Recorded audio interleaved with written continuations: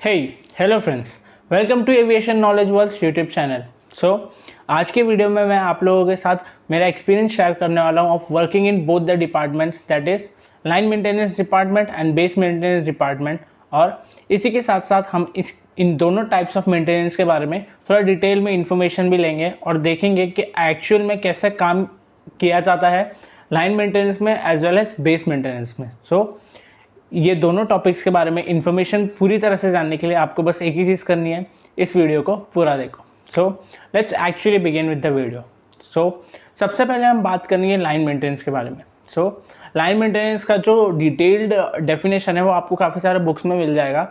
I am skipping that part. अब हम बात करते हैं एक्चुअली में लाइन मेंटेनेंस में क्या होता है। जब भी एक एयरक्राफ्ट आता है लाइन मेंटेनेंस में, तो वो मेजर ऑफ द टाइम्स वो आता है for the duration of 15 minutes, half an hour on and max to max 1 our.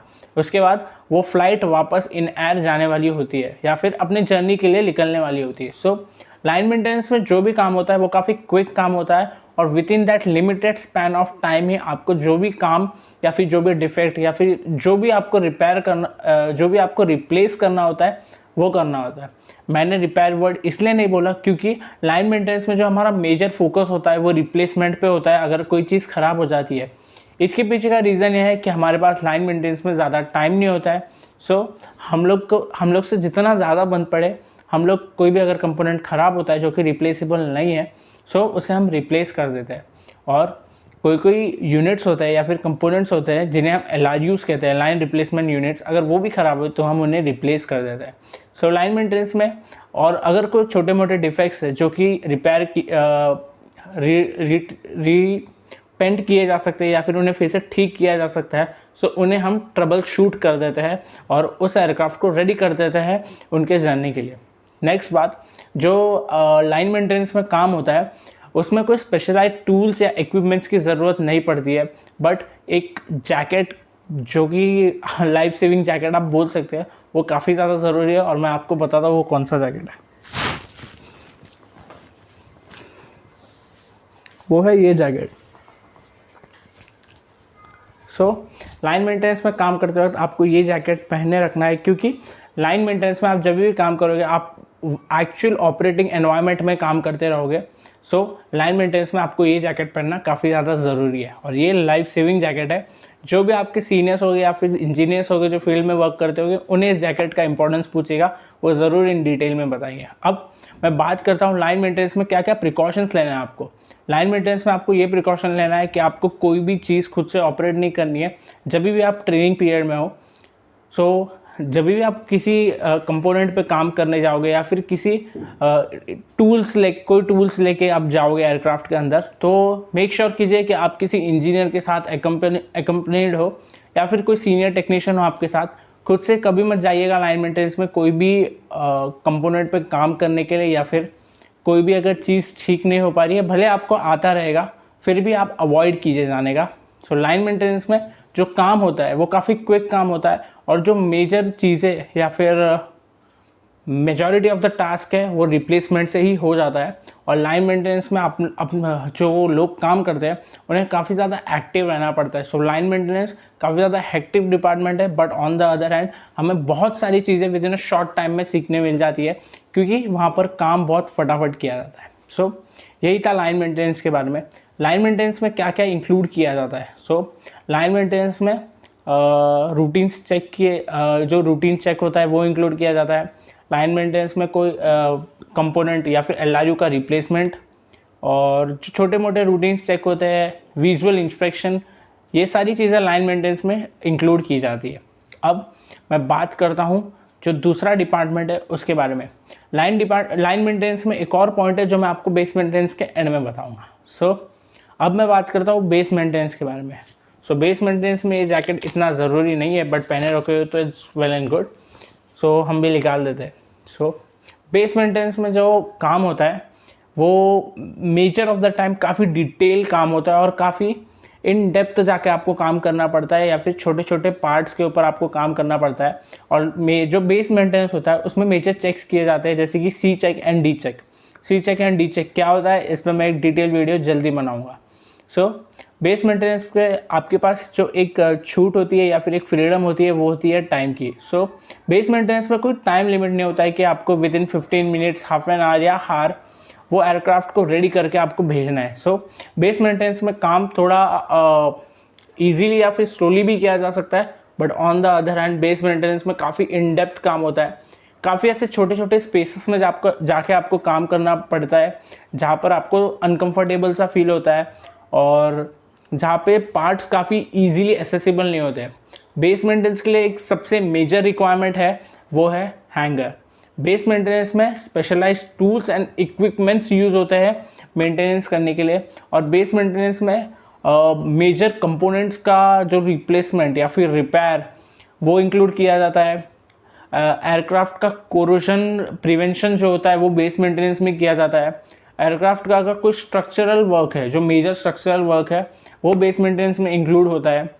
और इसके साथ साथ अगर कोई इंटीरियर चेंज करना हो किसी एयरक्राफ्ट का, तो वो भी बेस मेंटेनेंस में किया जाता है। अब इन दोनों मेंटेनेंस के बारे में तो मैंने आपको बता दिया। अब इन दोनों मेंटेनेंस में मैं आप लोगों को डिस्क्लेमर देना चाहूँगा कि एयरक्राफ्ट डोर्स कभी भी आप ओपन मत कीजिएगा, भले आपको कोई इंजीनियर कहे या फिर कोई सीनियर टेक्नीशियन भी कहे, अवॉइड कीजिएगा एयरक्राफ्ट का डोर्स ओपन करने का। मैं ये आप लोगों को इसलिए बता रहा हूँ क्योंकि एयरक्राफ्ट डोर में एक और लैच होता है जो कि अगर गलती से आप ओपन कर देते हो, और जो डोर के साथ ही ओपन होता है, अगर आप वो ओपन कर देते हो, जो लाइफ राफ्ट होती है एयरक्राफ्ट की वो ओपन हो जाती है, और वो लाइफ राफ्ट को फिर से रिजॉइन करने का जो कॉस्ट है वो काफ़ी ज़्यादा हाई होता है। ऑब्वियसली मैं नहीं चाहूँगा कि किसी भी जो भी स्टूडेंट रहेगा OJT के टाइम उनका कोई लॉस हो इतना बड़ा अमाउंट का। हेंस जो अगर आपको कभी भी डोर्स ओपन करने के लिए कहा जाए तो please avoid opening the doors. अब अगर मैं बात करूँ इन दोनों जो मेंटेनेंस चेक्स की जो मैंने आप लोगों को बताया, उनका अगर मैं एक समरी प्रिपेयर करूँ तो उस समरी में क्या क्या टास्क इंक्लूड होते हैं लाइन मेंटेनेंस और बेस मेंटेनेंस में, उसके बारे में मैं आपको बताता हूँ। लाइन मेंटेनेंस में इंक्लूड होते हैं trouble shooting, defect rectification, component replacement, engine propeller replacement, schedule maintenance, visual inspection, minor repair और मॉडिफिकेशन, और AD&SB। ये जो AD&SB का पॉइंट है मैं आपको एक्सप्लेन करूँगा। और बेस मेंटेनेंस में जो पॉइंट्स इंक्लूड किए जाते हैं वो है heavy checks, corrosion prevention, structural work, replacement of major components, and interior refurbishment. So अब उस पॉइंट पे आते हैं जिसके बारे में मैं आपको बताने वाला हूँ, जो कि है AD&SB। अब एयरवर्दीनेस डायरेक्टिव्स AD का फुल फॉर्म है, और SB है वो सर्विस बुलेटिन। ये दोनों चीज़ें क्या होती है, अगर मैं आपको एकदम बेसिक लेवल पे समझाऊँ तो ये दोनों चीज़ें एक एप्लीकेशन की जैसे अपडेट्स आती रहती है, वैसे एक एयरक्राफ्ट में भी जो सिस्टम्स रहते हैं उसमें नए नए अपडेट्स आते रहते हैं ड्यू टू सम बग्स। ये अगर आप जैसे कि अपडेट नहीं करोगे किसी एप्लीकेशन को तो वो प्रॉपर्ली वर्क नहीं करेगा। उसी तरह से अगर ये AD&SB जो भी दिए जाते हैं आप लोगों को, वो अगर आप लोगों ने टाइम टू टाइम अपडेट नहीं किया एयरक्राफ्ट को उस हिसाब से, तो एयरक्राफ्ट का भी जो फंक्शनिंग है उसमें प्रॉब्लम्स आ सकता है। ADs and SBs majorly perform की जाती है बेस मेंटेनेंस में, बट ये अगर DGCA से अप्रूवल मिला तो ये जो AD&SB है ये लाइन मेंटेनेंस में भी किया जा सकता है विदाउट हैंगर। तो आप लोगों को ये पॉइंट नोट करना है क्योंकि ये CR में क्वेश्चन आता है बहुत बार। AD&SB और लाइन मेंटेनेंस में भी किया जा सकता है only if proper approval has been taken by DGCA, और जो भी इक्विपमेंट्स या टूल्स रिक्वायर्ड है वो वहाँ पर अवेलेबल है। यही था हमारा आज का वीडियो। आई होप आप लोगों को पसंद आया होगा, और मुझे कमेंट डाउन करके बताइए कि आप लोगों का फेवरेट डिपार्टमेंट कौन सा है, लाइन मेंटेनेंस या फिर बेस मेंटेनेंस, और कैसा लगा आप लोगों को हमारा आज का ये वीडियो। आई होप आप लोगों को पसंद आया होगा। अगर आप लोगों को पसंद आया है तो इस वीडियो को ज़रूर लाइक कीजिएगा। 2000 सब्सक्राइबर्स का हमारा गोल है, आई होप आप लोग करवा दोगे। इस वीडियो को जितना हो सके उतना शेयर कीजिए ताकि लोगों को पता चले कि एक्चुअल वर्किंग एनवायरनमेंट कैसा होता है लाइन मेंटेनेंस और बेस मेंटेनेंस, इन दोनों मेंटेनेंस में। और अब लास्ट में बात करते हैं पर्सनली मेरा फेवरेट कौन सा था। पर्सनली मेरा फेवरेट था बेस मेंटेनेंस डिपार्टमेंट, क्योंकि वहाँ पर काफ़ी ज़्यादा इन डिटेल में सीखने को मिली बहुत सारी चीज़ें। लाइन मेंटेनेंस में भी काम करते हुए बहुत मज़ा आया, बट वहाँ पर बहुत फास्ट और क्विक काम था। कुछ चीज़ें ऐसी है जो स्किप हो गई मुझसे, बट बेस मेंटेनेंस में मुझे काफ़ी इन डेप्थ में एक एक चीज़ के बारे में सीखने को मिला। सो यही था हमारा आज का वीडियो। आप भी अपना फेवरेट डिपार्टमेंट नीचे कमेंट सेक्शन में लिखिएगा ज़रूर। और जिन लोगों को कुछ नया सीखने मिला प्लीज़ इस वीडियो को लाइक कीजिएगा और शेयर कीजिएगा अपने दोस्तों को। Thank you so much guys, thank you for the love and support. और अगर आप लोगों को भी कोई टॉपिक पर वीडियो चाहिए तो इंस्टाग्राम पर मुझे DM कर सकते हो, डिस्क्रिप्शन में लिंक है। Thank you so much guys, thank you for the love and support.